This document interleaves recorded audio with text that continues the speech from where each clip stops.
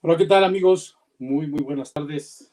Les doy la más cordial bienvenida a este programa de Frecuencia CAD, el programa La Voz de Conocimiento que ha sido auspiciado por el Centro de Estudios de Alta Dirección y que en este segmento, en esta siguiente media hora, el programa de Entropía Digital Empresarial, pues vamos a seguir viendo el programa el tema que hemos venido presentando desde hace 15 días en su parte uno.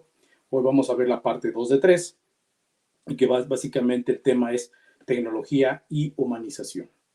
Entonces, voy a presentarles ahorita las primeras dos diapositivas que las voy a utilizar simplemente para hacer un recordatorio, un breve recordatorio de lo que hemos venido platicando hace 15 días, de lo que se expuso y de dónde nos quedamos. De hecho, vamos a la diapositiva número 2. Esa diapositiva básicamente es un mapa mental que yo preparé porque de alguna manera es como mi hipótesis, es la hipótesis del trabajo y de donde quiero llegar a concluir en lo que refiere este tema de tecnología y humanización. Obviamente es una hipótesis que si ustedes la analizan, de hecho la presenté hace 15 días, repito, y quiero que ahorita por favor pues la tengan en la memoria, la tengan presente porque es una hipótesis que no debiera de ser. Es decir, es una hipótesis que está diciendo que lo que está pasando es que el avance tecnológico, por un lado, no representa un desarrollo, sino que es un freno y retrasa el desarrollo social específicamente del individuo, que sí genera un crecimiento económico, por supuesto, pero es un crecimiento económico a discreción, y que por el otro lado, bueno, pues a las políticas de Estado de los gobiernos, pues nuevamente esas políticas las vuelven ambiguas y la manera y la reactividad que se tiene de esas políticas es de alguna manera regulando la parte económica y a través de programas sociales que de alguna manera, pues, si bien están ahí, no han, yo creo que han sido lo suficientemente efectivos como para permitir que el desarrollo del individuo se dé de manera a raíz de este avance tecnológico. Entonces, este mapa mental, les voy a pedir que por favor pues ahí lo tengan presente. Y en la siguiente diapositiva, que también fue una diapositiva que presenté hace 15 días, la diapositiva número 3, y que precisamente empecé hablando de las revoluciones industriales. Y como saben, pues la revolución industrial simplemente es un cambio, es una transformación en nuestros medios de producción y que obviamente ha venido provocando a nivel social una readaptación, un nuevo implementación de nuestros hábitos, consumos, formas de trabajo, etcétera, etcétera. Y corté precisamente en la tercera revolución industrial, que es la de robotización, y el día de hoy voy a empezar a platicar de la cuarta y de la quinta, que es la cuarta de 2016, que la llama la revolución industrial de los ordenadores y de los robots, y la quinta de la singularidad tecnológica. Aquí quiero acotar una cosa antes de pasar a la siguiente. Estamos hablando de que en el 2016, no es que haya nacido en ese año precisamente la cuarta revolución industrial. La cuarta revolución industrial fue mencionada por primera vez en un foro económico mundial de Davos en el año 2016. Entonces es como que no es que sea su fecha de nacimiento, es que de alguna manera, si queremos protocolizarlo de cuando ya se empezó a gestionar de manera global, pues precisamente fue en ese foro mundial.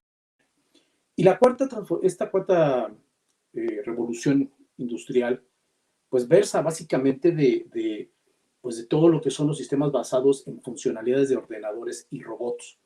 Hay un sinfín de tecnologías que ahorita les voy a presentar, bueno, algunas de ellas, no son todas, que habla sobre nanotecnología, digitalización, big data, los servicios en la nube, ¿sí? Y que de alguna manera están encimados, yo podría decir que van a la par, con la siguiente revolución industrial que se llama singularidad tecnológica. Si se fijan, aquí no hay años, aquí no hay un año, yo no he sido capaz de poder detectar con precisión en qué año a partir del 2016 se dio la singularidad tecnológica, pero lo que sí sé es que estamos viviendo dos revoluciones y que yo acuñaría el término de decir esto es una hiperrevolución. Es decir, estamos viviendo una serie de cambios, un exceso de tecnologías, que por supuesto todavía no terminamos ni siquiera de salir en la robotización de la tercera, cuando ya estamos en una cuarta y en una quinta. Entonces, este es el preámbulo de la siguiente diapositiva. Les voy a presentar en la siguiente diapositiva lo que es la cuarta revolución industrial. Y fíjense bien, en realidad, ahí lo que ustedes ven es un ejemplo de cada una de las tecnologías, quizá no las más representativas, pero sí importantes, de lo que han creado cada una de ellas. Por ejemplo, vamos a hablar de nanotecnología. Es esa ciencia que a través de la biología, la química, la física, manipula las propiedades de los materiales. Entonces, a través de la nanotecnología, no sé si sabían, y de hecho precisamente mi comentario va en ese sentido, en poner ejemplos de lo que estamos viviendo de la revolución industrial y de esas tecnologías. La creación de un material que se llama grafeno, un carbono modificado, más duro que el acero, más ligero que el aluminio y casi transparente. No sé si algunos lo sepan, yo no lo sabía hasta cuando hice esta presentación. Y por ejemplo, vemos que otras tecnologías, por ejemplo el WhatsApp, el Skype, pues es una tecnología que hoy mucha gente la tiene. No puedo decir que todos, porque más adelante vamos a ver que esa es la realidad de nuestro país. Utilizamos mucho esta herramienta. Es una herramienta que está basada en una solución de nube. Así lo mismo, la digitalización. El correo tradicional, es decir, la forma en que te hacían publicidad, te contactaba una empresa, te hacía llegar una invitación para que consumas sus productos, sus promociones, pues hoy lo hace a través del mercadeo digital, lo que es marketing digital. ¿Sí? Y así sucesivamente podemos hablar de las demás tecnologías que están ahí, como el Internet sobre las cosas, que ya podemos tener un refrigerador que pueda ordenar su punto de reorden de los productos que refrigera cuando estos ya llegaron a su mínimo. Podemos tener nuevamente inteligencia artificial, que de hecho ya lo vivimos, ya tenemos chatbots, es decir, tenemos un robot que cuando hacemos una queja, a lo mejor de nuestro servicio telefónico, ya nos aparece una pantalla aquí, nos lleva y nos conduce en la comunicación de qué necesitas, cuánto necesitas, llama a teléfono, etcétera, etcétera.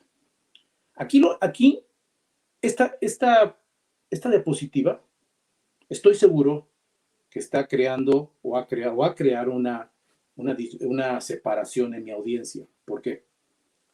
Porque yo sé que hay audiencia que nos está viendo o que nos va a ver, que están familiarizados con este tipo de tecnologías.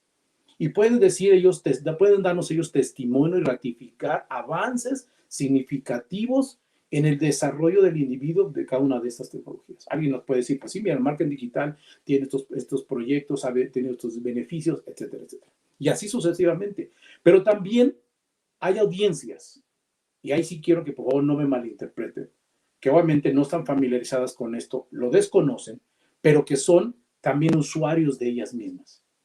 Aquí el punto no es hablar de la nanotecnología, no es hablar de Big Data, no es hablar de todo lo que está plasmado en esta diapositiva. A donde yo quiero llegar es que todo este cúmulo de tecnologías y todo esto que ya está en nuestro mercado, en nuestra forma de vivir, hacia dónde está dirigido y cuáles han sido los verdaderos beneficios en pro del desarrollo del individuo. Recordemos la diapositiva anterior donde decimos que el avance tecnológico no necesita. Y esto que acabo de decir lo sustento porque si hablamos de que hoy el correo tradicional se pasa a un esquema de marketing digital, pues yo creo que en México no todos tienen correo electrónico. Hay una población, una generación que no tiene correo electrónico. Hay una generación que no conoce el Internet. Entonces, no es el que exista la tecnología, no es que ya esté en boga y que haya proyectos productivos. No estoy haciendo un llamado y una atención hacia lo que se está haciendo, sino lo que falta hacer. Y precisamente la cuarta revolución industrial, a lo mismo que la quinta, que es el siguiente diapositiva, voy a pedir que nos brinquemos a la siguiente, es también otro cúmulo de tecnologías que se están desarrollando, pero aquí mi punto es, dice el texto del lado izquierdo, que es potenciar la inteligencia artificial para realizar procesos similares al pensamiento humano. Yo, a título personal, creo que no se trata de potenciar, se vuelve una obsesión, porque precisamente la revolución industrial, la quinta revolución industrial, basada en sus tres fundamentos, las tres fases que aparecen ahí, que pues solamente quieren buscar que el nivel de la computación llegue a ser similar al del cerebro, que la capacidad de automejora de los ordenadores sea tal que poco a poco se vayan ellos mejorando, y sobre todo que va a llegar un momento donde este crecimiento, esta automejora, esta revolución del cerebro computarizado va a ser tan compleja que ni el mismo cerebro humano lo va a poder entender. Bueno, Aquí es, vamos a suponer que, esa premisa sea cierta. Bueno, de hecho es cierta y es a donde pretende. Lo que quiero aquí también volver a denotar es que hacia dónde vamos con una revolución o una hiperrevolución de tanta tecnología, un exceso tal, de tal manera que estamos modificando nuestras manufacturas, estamos modificando, obviamente estamos implementando robots colaborativos, estamos empoderando al humano para que obviamente la gente que se dedica al desarrollo de tecnología a través de innovación y creatividad estén desarrollando, desarrollando, desarrollando. Eso está correcto. No estoy en contra de eso. Lo que quiero decir es que por un lado avanza el desarrollo y por otro lado el desarrollo de la sociedad quizás son curvas encontradas. Ese es mi punto. Es el punto. Y es precisamente, es como que hacer reflexión de que en los últimos casi 250 años, si no me fallan las matemáticas, es decir, desde 1780, 1700 y fracción, hacia esta fecha que empezaron las revoluciones industriales, ha habido una transformación importante y se ha dado y ha habido beneficios, claro. Sin embargo, no ha sido de manera pareja, no ha sido incluyente. Y entonces pareciera que ser que el progreso de la tecnología sesga los derechos de toda una población en términos de qué, de que no reciben directamente los beneficios y no pueden, por supuesto, sus sociedades, sus comunidades, autodesarrollarse. Ese es el punto.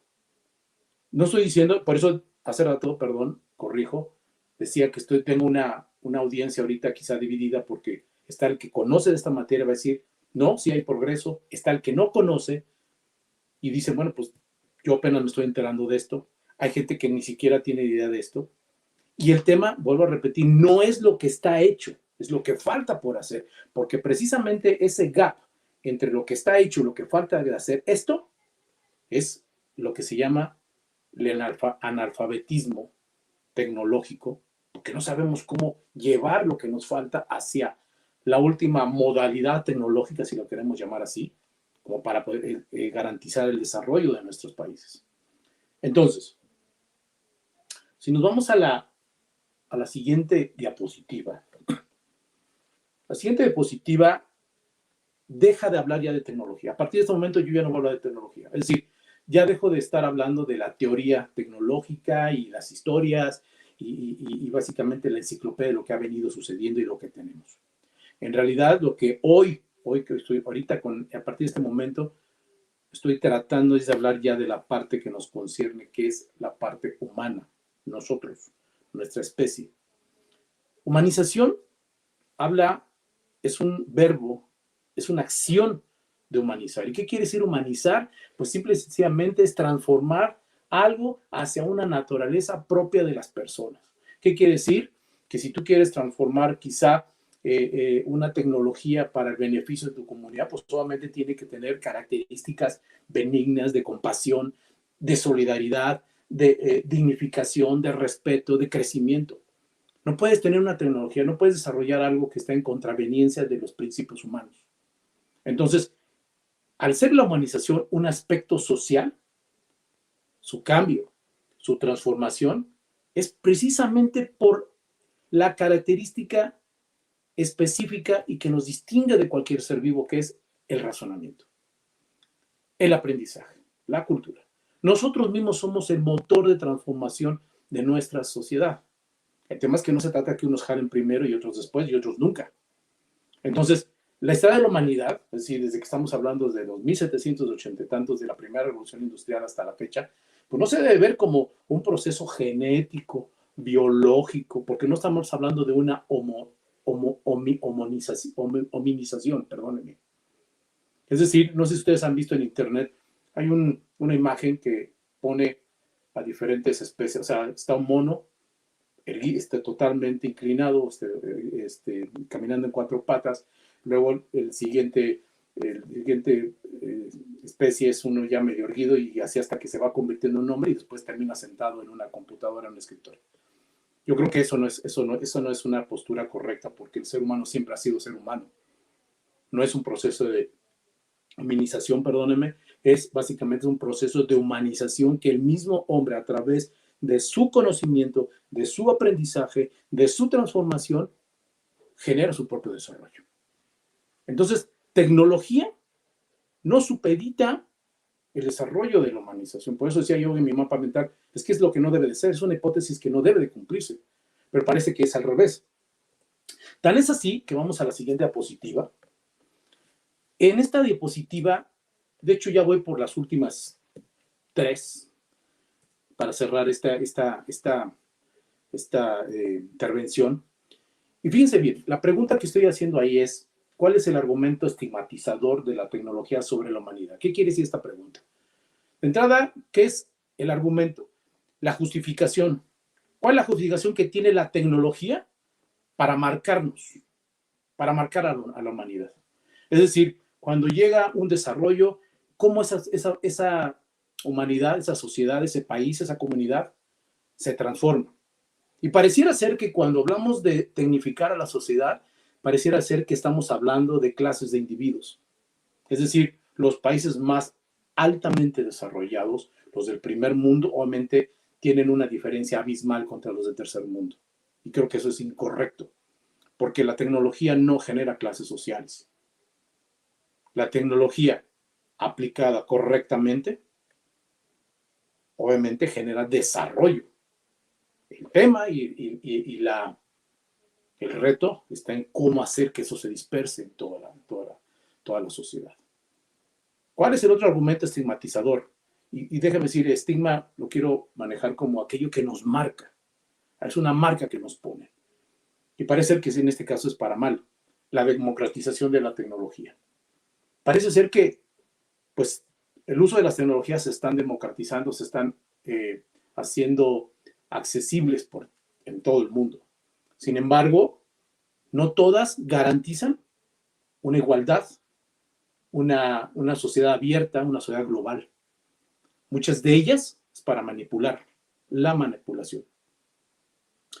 La desigualdad económica, por supuesto, es decir, el que unos ganen más, otros ganen menos, y que obviamente el ingreso es la base del sustento y sobre todo de la estabilidad de la persona, pues no está sujeta nada más a que hagamos antigüedad de nuestro empleo, que tengamos un aumento de sueldo conforme a la inflación, etcétera, etcétera.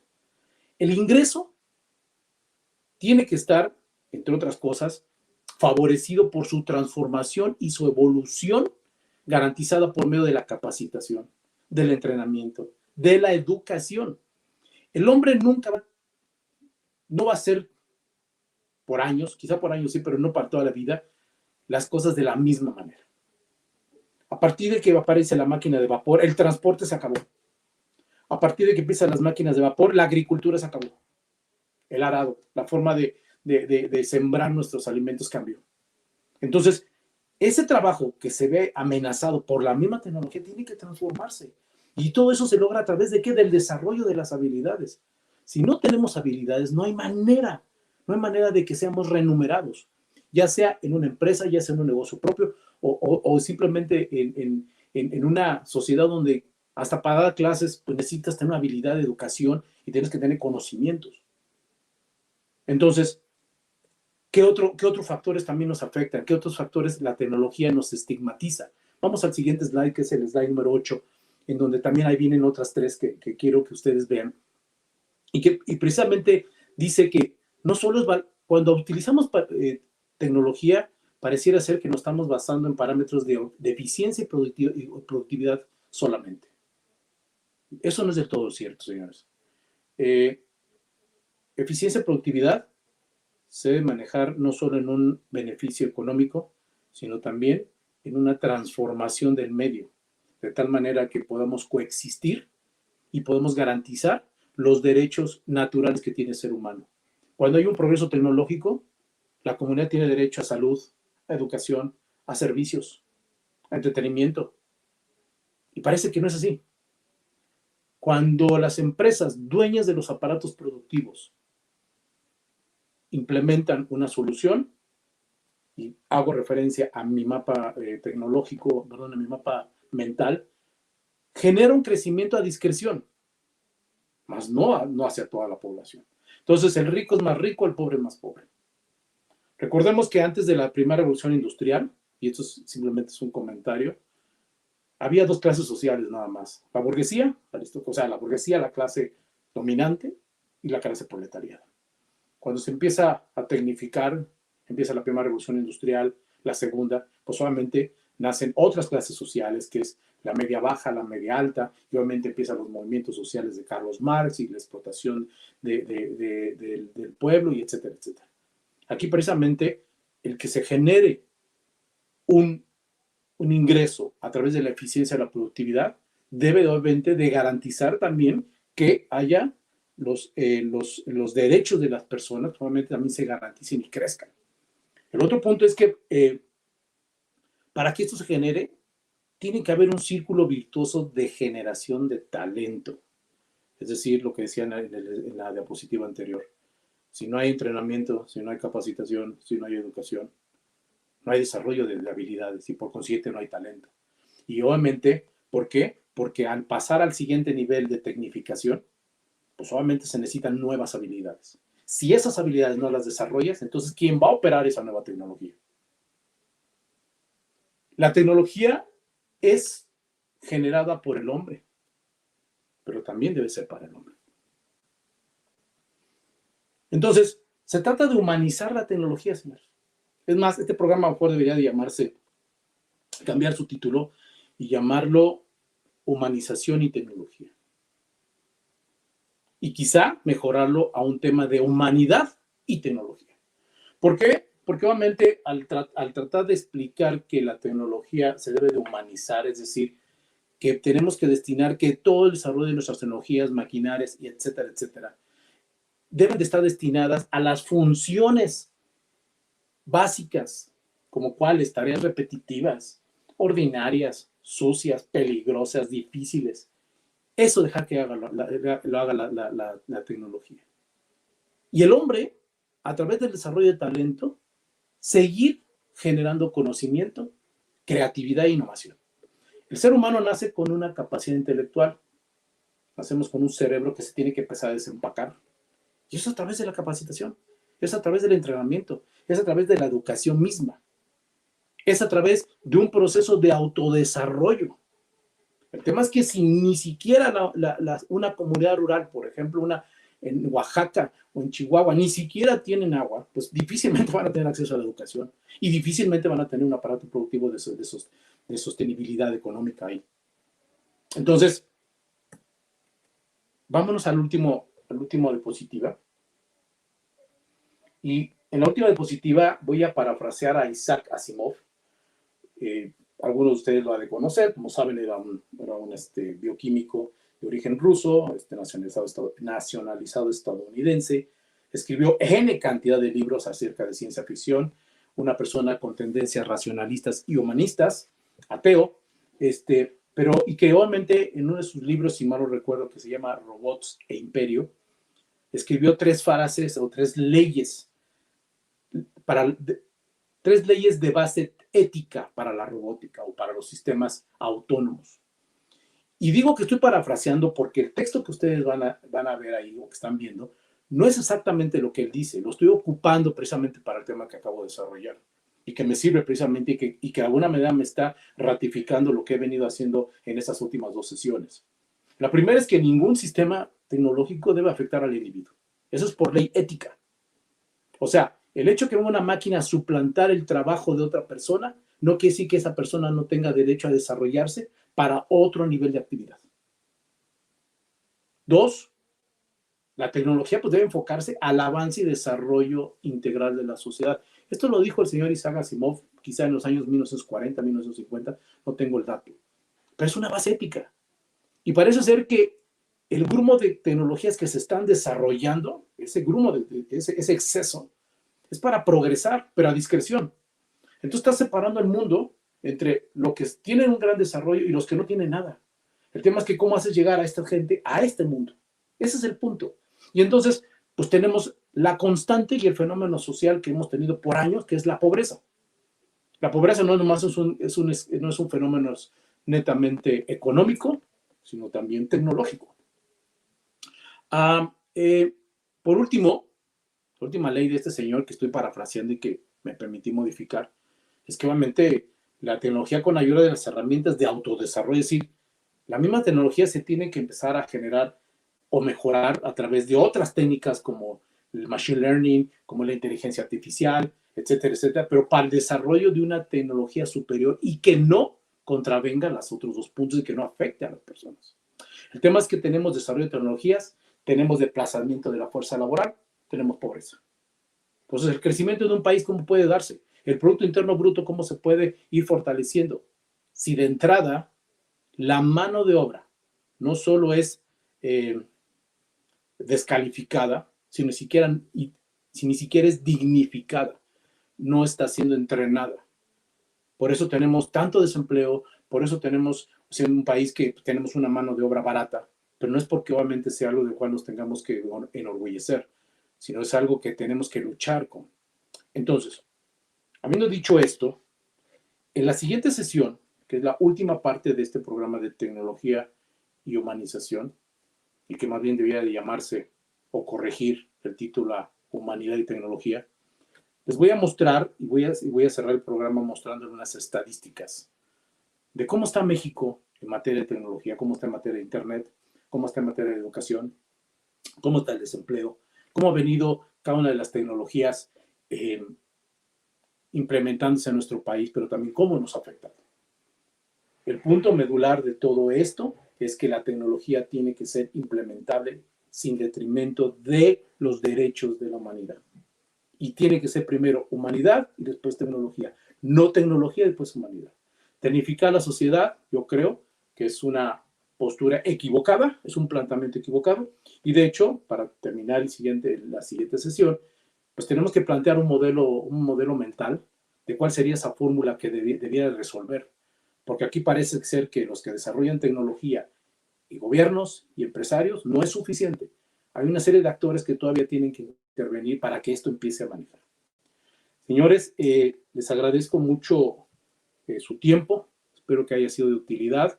Los espero dentro de 15 días, para la parte 3 de este programa que se llama Tecnología y Humanización. Que Dios bendiga a este país que tanto falta nos hace. Muy buenas tardes.